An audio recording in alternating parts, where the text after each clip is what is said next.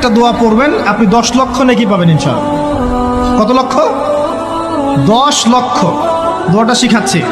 দোয়াটা হচ্ছে লা ইলাহা ইল্লাল্লাহ ওয়াহদাহু লা শারীকা লাহ লাহুল মুলক ওয়া লাহুল হামদ ইউহয়ী ওয়া ইউমীত ওয়া হুয়া হাইয়্যুন লা ইয়ামুত বিয়াদিহিল খায়রু কুল্লুহু ওয়া হুয়া আলা কুল্লি শাইইন কাদির।